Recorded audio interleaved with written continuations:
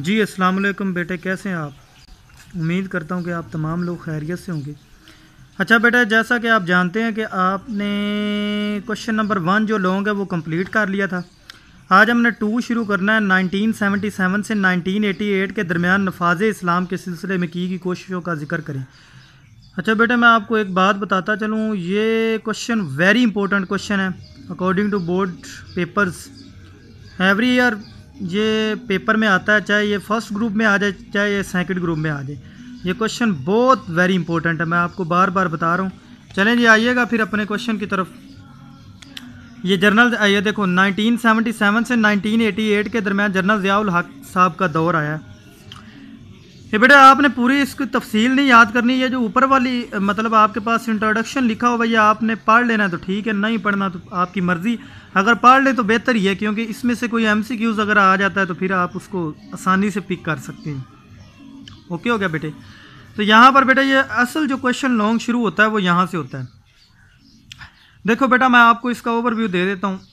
Basically general Ziaul हक साहब ने ये 5 जुलाई का वाक़या 1977 में एक ये फ़ौज का एक जनरल था।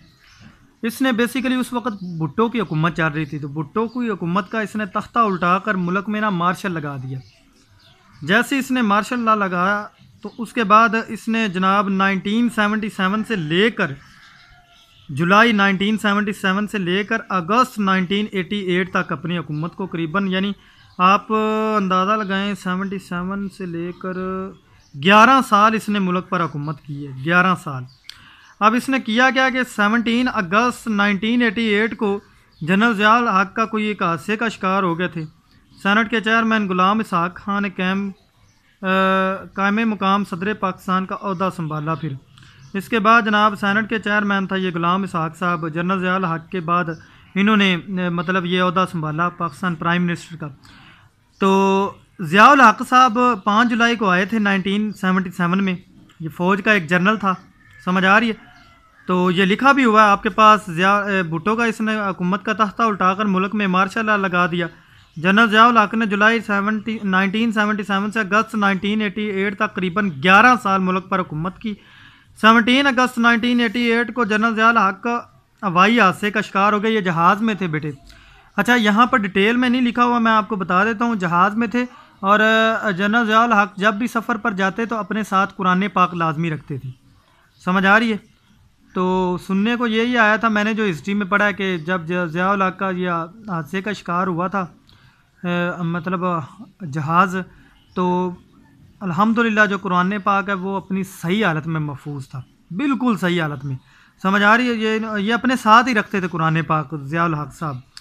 अच्छा, ज़ियाउल हक के दौर में 1977 से 1988 के दौरान जो पाकिस्तान में नफाज इस्लाम के जो वेरी इंपॉर्टेंट पॉइंट उठाए गए, मैं आपको बताता चलूँ। ज़ियाउल हक बहुत ही एक अच्छा इंसान था, इतना बुरा इंसान नहीं था, काफ़ी अच्छा इंसान साबित हुआ है।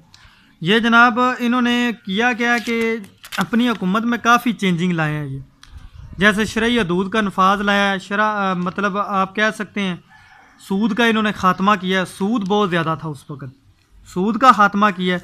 उसके बाद आपके पास इस्लामियात और मुतालिया पाकिस्तान की तालीम को लाजमी करार दिया है। उसके बाद नमाज का अहतमाम करवाया जी। नमाज का अहतमाम करवाने के बाद एहतराम रमज़ान ऑर्डीनेंस कायम किया, जो कि आज नहीं है, समझ आ रही है? एहतराम रमज़ान ये है कि कोई बंदा बाहर अगर घूमता फिरता नज़र आ जाए, कुछ चीज़ खाता हुआ, तो उसको मेरा ख्याल है उस वक़्त उसको ना 3 माह की कैद और 500 रुपये जुर्माना सज़ा दी जाती थी, समझ आ रही? ये सज़ा होती थी। उसके बाद अरबी की लाजमी तलीम इन्होंने करार दी। उसके बाद एक शरीयत फैक्ट्री का क़याम किया था। उसके बाद दीनी मदारस भी कायम किए, शरई हदूद का नफाज भी किया, शरई अदालतों का क़याम किया। चलें जी, पढ़ते हैं हम।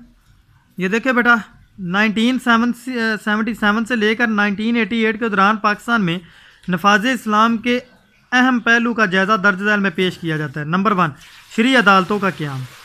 शरई अदालतों का क़याम में क्या, 10 फरवरी 1979 को एक ऑर्डीनेंस के ज़रिए तमाम हाई कोर्ट्स में शरीयत बेंच कायम कर दिए गए। ये देखो बेटा, 10 फरवरी 1979 में एक ऑर्डीनेंस कायम किया गया, हाई कोर्ट्स में एक शरीयत बेंच कायम किया गया। इनमें उलमा को बतूर जज शामिल किया गया।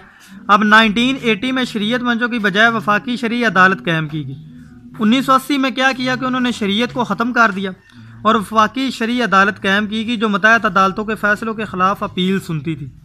मतलब जो दूसरी अदालतें थी, जो ये वफाकी शरई अदालत कायम की ये दूसरी अदालतों के फ़ैसलों के ख़िलाफ़ अपील क्या करती थी, सुनाई समात करती थी और इस्लाम की तशरीह भी करती थी। अब वफाकी शरई अदालत के फ़ैसलों के ख़िलाफ़ अपील की समात सुप्रीम कोर्ट का बेंच करता, जो कि आज भी है, जो कि बेटे आज भी आपके मुल्क में जो सुप्रीम कोर्ट पाकिस्तान की सबसे बड़ी अदालत है, ये आपको पता होना चाहिए। समझ आ रही, इस्लामाबाद में मौजूद है। उसके बाद है बेटा आपके पास शरई हदूद का नफाज। शरई हदूद का नफाज कुछ यूँ है बेटे। अच्छा, इसकी मैं थोड़ी सी एक्सप्लेन करता चलूँ, शायद आपको समझ ना आए। बेसिकली बेटे हुआ कुछ यूँ था कि ये ना जनरल ज़िया-उल हक के दौर में 1977 में 1988 के दौरान जब 10 फरवरी 1979 को एक ऑर्डिनेंस काम की गई थी ना, तो उसमें हाई कोर्ट्स में उलमा को बतौर जज करार दिया गया, उलमा को बतौर जज रखा गया। लेकिन जब 1980 में ये ज़िया-उल हक साहब आए, इन्होंने वो दौर थोड़ा सा ख़त्म किया। तो इन्होंने किया क्या बेटे, बेसिकली उन्होंने जनाब शरीयत बेंचों की बजाय उन्होंने वफाकी शरई अदालत कायम की।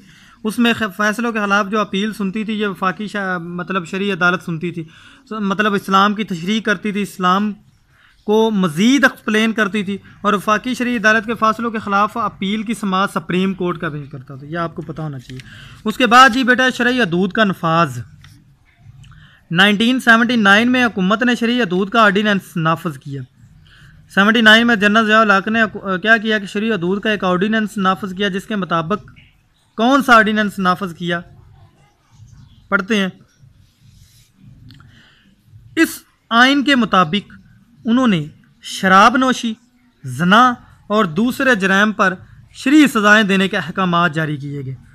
बहुत अच्छी बात है ये, देख लें। मैंने आपको पहले बताया कि जनरल ज़िया-उल हक के दौर में बड़ी बड़ी अच्छी चीज़ें भी आई हैं। उन्होंने शराब नोशी, जना और दूसरे जराइम पर बिल्कुल पाबंदी लगा दी और उन पर सज़ाएँ नाफज की गई।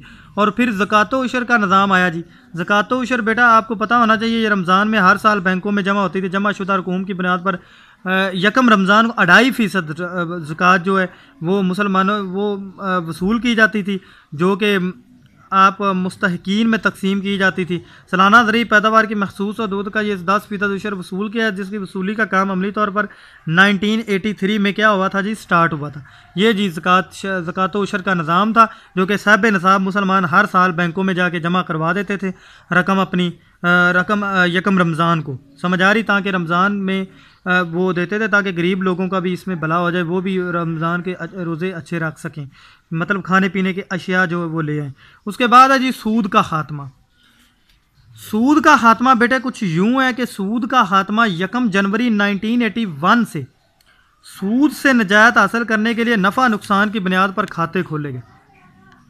सूद देखो बेटा, सूद ऐसा है कि अल्लाह ताला ने फरमाया जो बंदा सूद लेकर खाता है ना, वो ऐसे ही जैसे नियाम से तलवार निकाल कर मेरे सामने खड़ा हो जाता है और अल्लाह ताला से जंग करने के लिए तैयार हो जाता है। इतनी बड़ी ये बात है।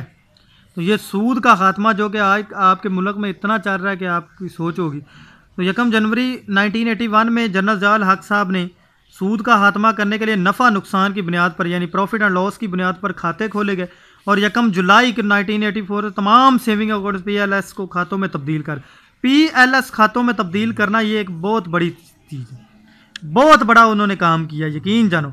पहले वो नफ़ा नुकसान की बुनियाद पर खोले जाते थे, अब PLS अकाउंट पर खोले जाते थे ताकि उसमें सूद को बिल्कुल ख़त्म किया जा सके। उसके बाद इस्लामियत और मुतालिया पाकिस्तान की लाजमी तालीम जो कि पहले नहीं होती थी, ये जनरल ज़िया-उल हक साहब ने जनाब तमाम अदारों में BA तक इस्लामियत और मुतालिया पाकिस्तान की तालीम लाजमी करार दे दी गई।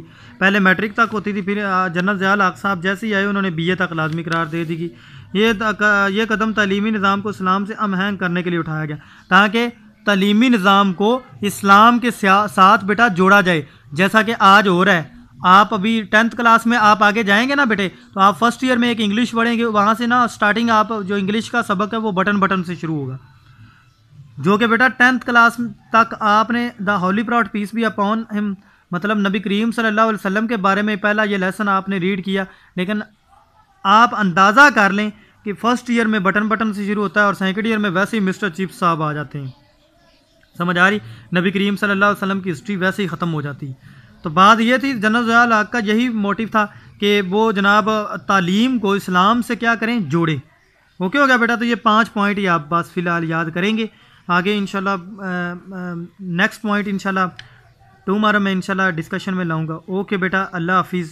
दुआओं में याद रखिएगा और इसको लाजमी करिएगा बेटे।